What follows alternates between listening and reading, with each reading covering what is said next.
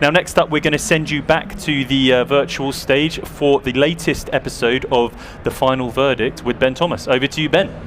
Hey, well, thanks, Ben B. We are back officially in the courtroom debating the hottest topics in AV, and my guest for this segment is Brad Terry. Brad, thanks so much for coming on. Thanks for having me, Ben. Appreciate it. Absolutely, Brad. Hey, and for folks who may not know you, give us a little introduction. Yeah, sure. My name is Bradford Terry. I'm from Pace University, and me and my team manage the classroom, event space, and conference room technology for the school. You know, I've heard Pace University already about 25 times this week, and I love it. There are very few universities doing the things that you guys are doing from an AV education standpoint. My thanks already, but I'll tell you what, that makes you kind of uniquely qualified to have some of the questions and conversations that I've got for you right now. Wonderful. We're going to start with one that really crosses over a lot of different verticals in AV, everything from broadcast to display to distribution, and that's 4K versus 8K. Do you have a preference? Is 8K necessary? If so, why? I don't think that 8K is necessary. I am all aboard 4K. The reason I don't think 8K is necessary is because of what the human eye can perceive. I really don't think that having an 8K display is something that we need, at least in higher ed, because for the most part, you're just not going to be close enough to a screen that's large enough for it to make a difference. If the screen is 100 inches and I have to be within 5 feet of it for it to make a difference between 4 and 8K, then it starts making less sense. Well, Brad, I want to push back just lightly on there, right? One of the places that, in my opinion, you see a lot of value in 8K is large format display, right? Whether that's large scale projection, even things like the Sphere, obviously, which is larger than 8K from a resolution standpoint. But you see a lot of those applications in larger format displays. Is that something that you see as well, or are you kind of just hardcore firm stance on the 4K? I am a little bit hardcore firm stance on the 4K. If you're going to go with a display, then we're really not pushing displays larger than like 98 inches in our classrooms. So for a classroom setting, even for a larger lecture hall, it's just not making sense for us.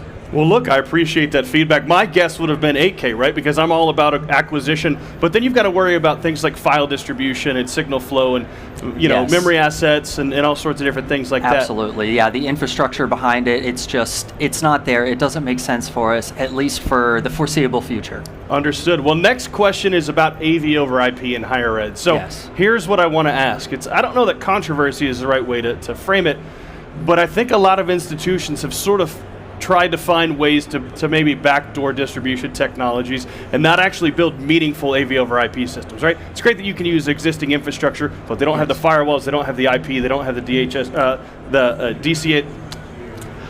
They don't have the infrastructure set up from an IT standpoint. Is it meaningful? Does it make sense for a lot of universities to use a lot of these AV over IP workflows if they don't have the infrastructure in place already? Right. If you don't have the infrastructure in place already, I don't think it makes sense. And even if you're able to do a fresh construction, then maybe you can figure out a way for it to work for you. But we've looked at renovation projects and even looking at infrastructure as far as pathways, figuring out the network, the cable runs that we're going to need to really leverage that scalability and that flexibility that AV over IP offers. We're just not seeing that then it's going to be cost effective for us. If we're going to do all of the runs, all of the infrastructure that we need to really leverage all of the flexibility and scalability, then all of a sudden the price gets jacked up. And then when we're trying to look at the advantages of being able to ship out content wherever we need it, we're not really seeing the advantages. We're seeing that we're in the classroom and that's where they are. They're in a classroom and they don't need to ship the content out elsewhere. If maybe for corporate event spaces it makes more sense, I don't know.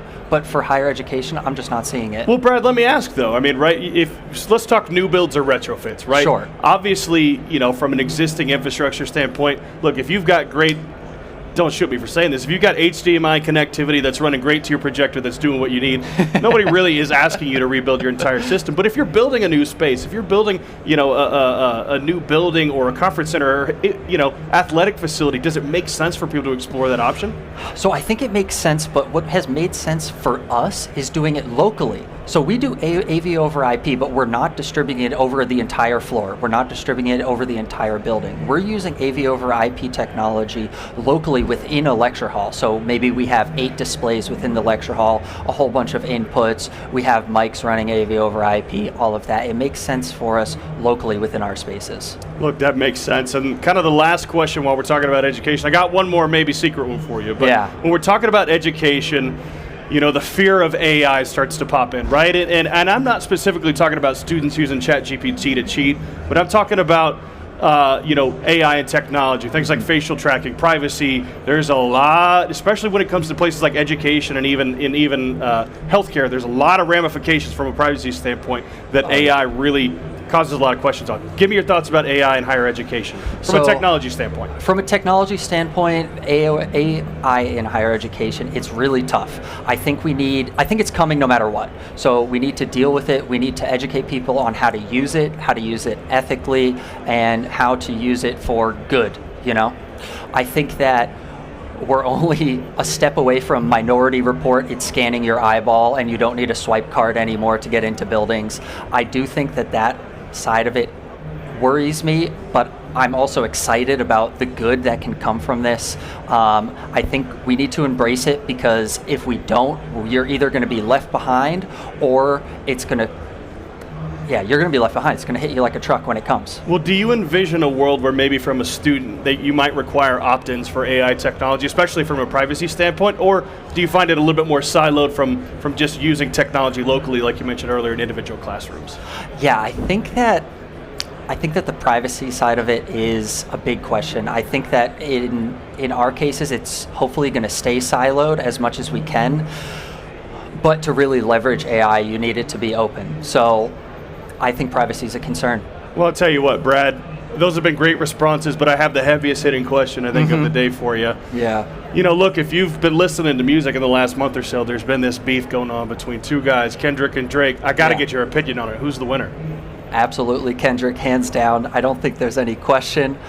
I'll argue it all day, but listen, Kendrick's song hit 300 million views in 30 days? I mean, I don't think any other song like that has existed in ever, right? That's maybe the most streamed song ever. So I think Kendrick wins. Well, I'll tell you what, Brad, I know some people are already fired up in the comments, guaranteed it. But hey, if you want to talk to Brad directly and yell at him, find him on LinkedIn. I'm sure you're on Twitter. Where can people find you? Yeah, they can find me on LinkedIn. Hit me up, Bradford Terry. Yeah, wonderful. Well, Brad, thanks so much for hopping on the final verdict today. Incredible closing arguments for you. But I'll tell you what, we've got some fantastic content coming up as well from our friends over at 22 Miles.